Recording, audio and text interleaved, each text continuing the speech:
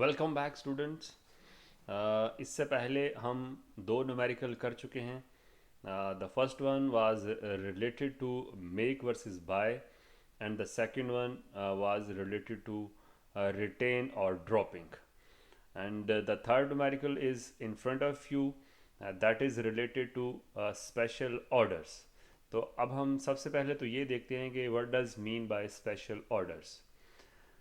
A special order is one time order that is not considered part of the company's normal ongoing business. मतलब ये company के पास एक routine का order नहीं है। कंपनी के पास जो रूटीन में ऑर्डर्स आते हैं ये ऑर्डर उससे उससे रेलिवेंट नहीं है। ये एक ऐसा स्पेशल ऑर्डर है। ये स्पेशल क्यों है? स्पेशल इस वजह से है कि हो सकता है जिस तरह से हमें पहले ऑर्डर्स आते हैं वो उस वॉल्यूम में नहीं आते, मतलब उतनी क्वांटिटी में हमसे कोई कस्टमर हमसे डिमांड नहीं करता। तो ये वाहद ऑर्डर है जिसमें हमें ज़्यादा क्वांटिटी के लिए कहा गया है और इतनी क्वांटिटी में ऑर्डर है कि हम इसको रिजेक्ट भी नहीं करना चाहते, क्योंकि ये एक बड़ा ऑर्डर है। और जो बड़े ऑर्डर होते हैं उनको रिजेक्ट नहीं करना चाहिए, उसको सिलेक्शन की तरफ ही सोचना चाहिए। लेकिन लेकिन इसको सिलेक्ट करने से पहले आपको ये ज़रूर सोचना है कि क्या इसको सेलेक्ट करने से मेरा जो नॉर्मल बिजनेस है, जो मेरे नॉर्मल और रूटीन के कस्टमर्स हैं, वो तो नहीं डिस्टर्ब हो रहे। अगर आपके पास इस ऑर्डर को एक्सेप्ट करने से, क्योंकि ये ऑर्डर कभी कभार आते हैं, तो इसको एक्सेप्ट करने से अगर आपका रूटीन का बिजनेस डिस्टर्ब हो रहा है तो हमें ऐसे ऑर्डर को एक्सेप्ट नहीं करना चाहिए, क्योंकि रूटीन का बिजनेस ख़राब नहीं करना चाहिए, उसके ऊपर हमारा ज़्यादा फोकस होना चाहिए।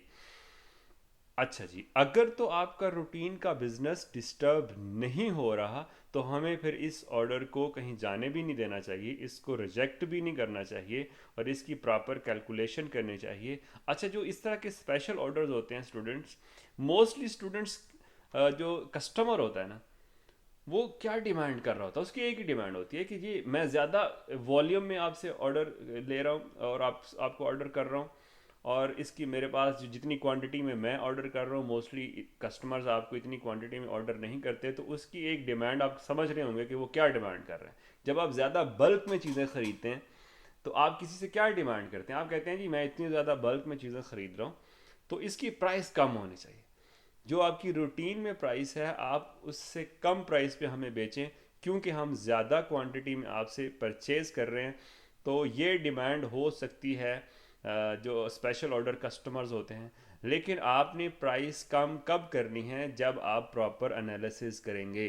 तो रेलिवेंट कॉस्टिंग हमें यहाँ पर भी बेनिफिट दे रही है कि जब भी आप कोई डिसीजन लेते हो उससे पहले एक दफ़ा आप अपना एनालिसिस कर लिया करो, ताकि कल को उस डिसीजन पे आपको कोई पछतावा ना हो कि हमने गलत डिसीजन लिया था।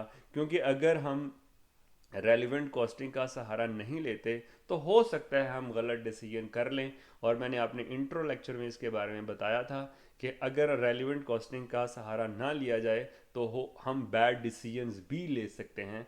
तो बैड डिसीजन से बचने के लिए हमें रेलिवेंट कॉस्टिंग का सहारा लेना पड़ रहा है। Okay students, come back to the question. Question है जी हमारे पास, A B C company manufactures and sells high quality gear for fire fighters. ये फायर फाइटर एक यूनिफॉर्म है जो कि हम बनाते हैं। Operating at capacity, the company can produce and sell up to 10,000 uniform per year. हमारे पास जो कैपेसिटी है, कंपनी की जो कैपेसिटी है, हम 10,000 यूनिट्स बना सकते हैं। Okay.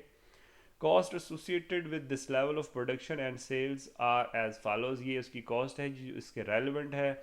We have direct material per unit 800 and 10,000 into 800 करेंगे तो हमारे पास 8 मिलियन टोटल कॉस्ट बन रही है डायरेक्ट मटीरियल की। We have direct labour 500 per unit into 10,000, 5 million. We have variable manufacturing overhead 700 into 10,000, 7 million, and we have fixed manufacturing overhead 1,000 per unit and into 10,000 units। तो हमारे पास 10 million fixed manufacturing overhead cost है और हमारी per unit cost 3,000 है और total हमारे पास जो कॉस्ट आ रही है 30 मिलियन है स्टूडेंट्स।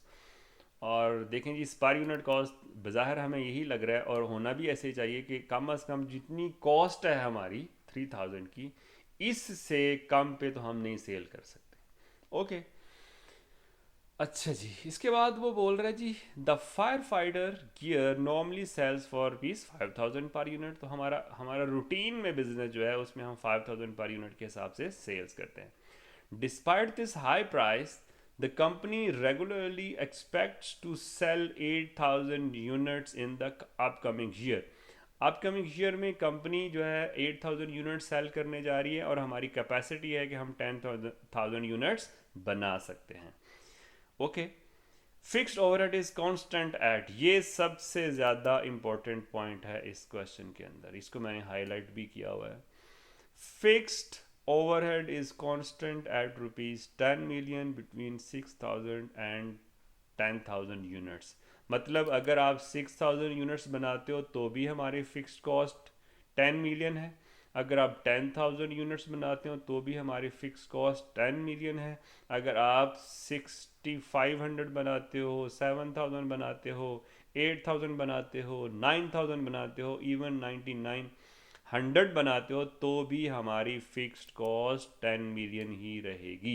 मतलब वी आर फ्लैक्सिबल कि हमारे पास 8,000 की डिमांड तो हमारे पास ऑलरेडी है अपकमिंग ईयर की, तो जो भी हमें ऑर्डर मिलता है तो हम उस हमारे पास मार्जिन है कि हम 8,000 से 10,000 तक जाते हैं तो हमें फिक्स्ड कॉस्ट कोई भी एक्स्ट्रा बियर नहीं करना पड़ेगी। तो इसकी ज़रूरत पड़ेगी क्वेश्चन में जब हम सॉल्व कर रहे होंगे ना स्टूडेंट्स, तो तब हमें इसकी ज़रूरत पड़ेगी। Okay, a film maker wishes, ये हमें ऑर्डर आ रहा है जी, a film maker wishes to purchase 250 authentic fire fighting uniforms from the company. ये हमसे 250 का ऑर्डर हमें रिसीव हो रहा है, ये हमारे लिए ये स्पेशल ऑर्डर है क्योंकि नॉर्मली हमें इतनी यूनिट्स का ऑर्डर नहीं मिलता। Okay, the company's regular price is rupees 5,000 but the film maker would like volume discount and ask the company to reduce its price to rupees 3,000। वही बात मैंने स्टूडेंट स्टार्ट में बताई थी कि जो स्पेशल ऑर्डर कस्टमर्स हैं वो मोस्टली हमसे प्राइस डिस्काउंट मांग रहे होते हैं कि हमें कम कीमत पर दिया जाए क्योंकि हम ज़्यादा क्वांटिटी में ऑर्डर कर रहे हैं। ओके जी, वो कह रहा है जी हमें 3,000 के हिसाब से दिया जाए, 3,000 तो हमारी कॉस्ट है, तो क्या हमें बेच देना चाहिए? चेक कर लेते हैं। For this large purchase accepting this deal would not affect the companies normal business. Students, मैंने सबसे इंपॉर्टेंट बात बताई थी कि अगर ऑर्डर एक्सेप्ट करना है तो कंपनी का नॉर्मल जो रूटीन का बिजनेस है वो डिस्टर्ब किसी सूरत नहीं होना चाहिए, क्योंकि अगर आपने रूटीन का कस्टमर ख़राब कर लिया तो ये फ्यूचर में आपके लिए प्रॉब्लम बन सकती है। तो उसने बता दिया है कि हमारे लिए जो रूटीन बिजनेस है वो इफेक्ट नहीं होगा। That's good one.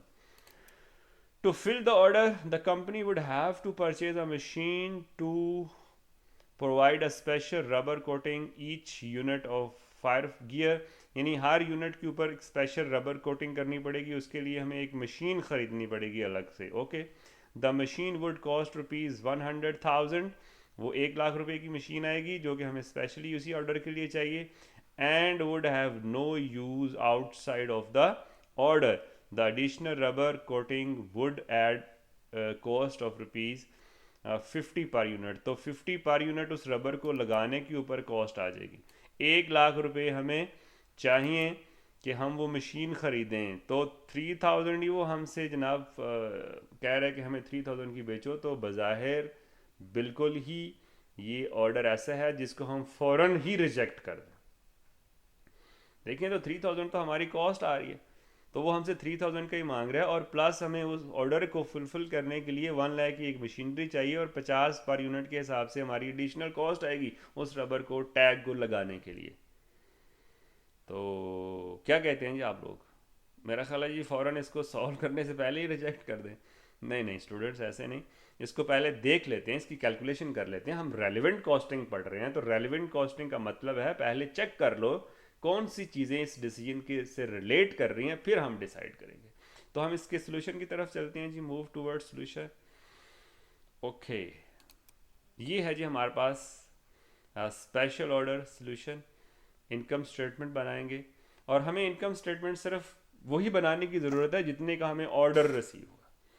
ज़ाहिर है हमें ऑर्डर को ही फोकस करना है, तो ऑर्डर से ज़्यादा बनाने की ज़रूरत नहीं है।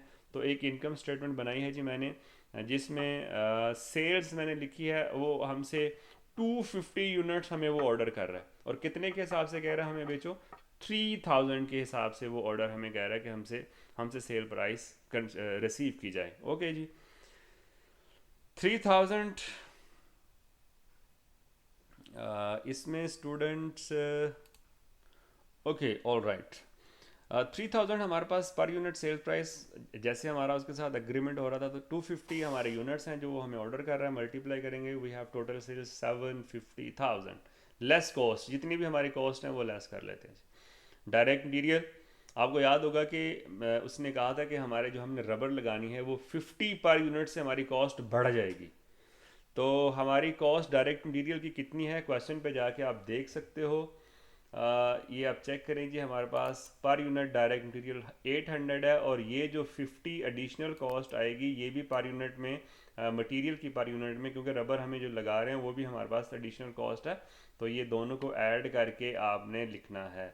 तो 800 प्लस 50, 850 पर यूनिट कॉस्ट बन गई है डायरेक्ट मटेरियल की, इंटू 250 करेंगे तो ये 12,500 अमाउंट आएगी।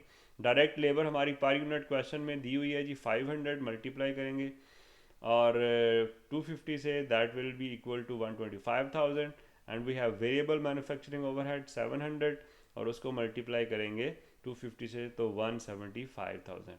यहाँ पे स्टूडेंट्स वो जो फिक्स्ड मैन्युफैक्चरिंग कॉस्ट थी, ये जो फिक्स्ड मैन्युफैक्चरिंग कॉस्ट, इसको हम कंसीडर नहीं करेंगे, दैट इज टोटली इररेलेवेंट। क्यों इररेलेवेंट है?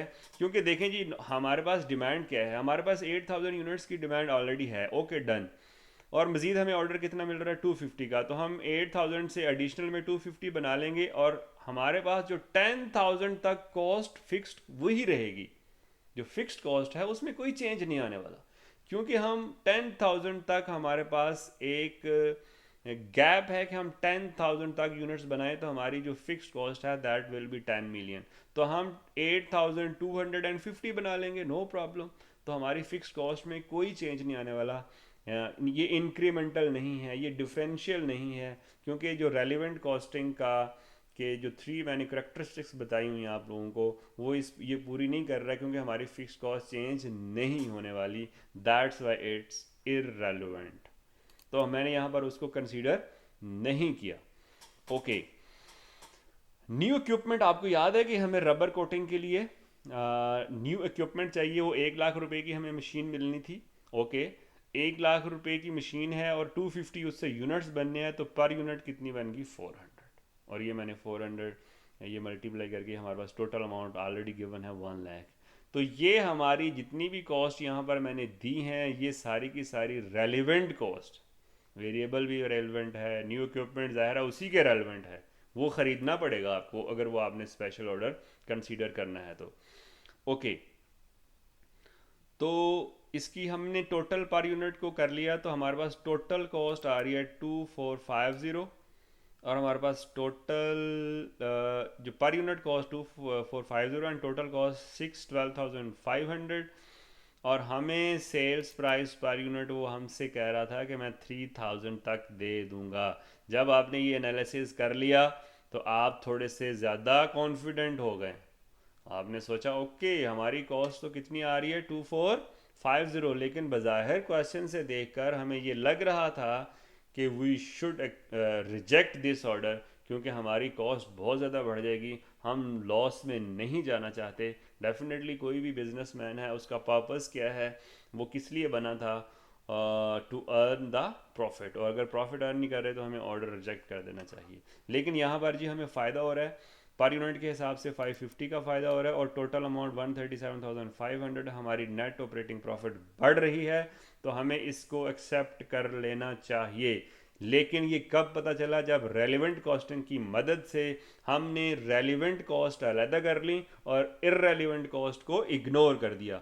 जब आप इररेलिवेंट कॉस्ट को इग्नोर करेंगे तभी जाके आप परफेक्ट एंड करेक्ट डिसीजन ले सकते हो। ये बहुत ज़रूरी है कि हमें रेलिवेंट कॉस्ट का पता होना चाहिए। नोट, मैंने इसके एंड पर नोट दिया जी।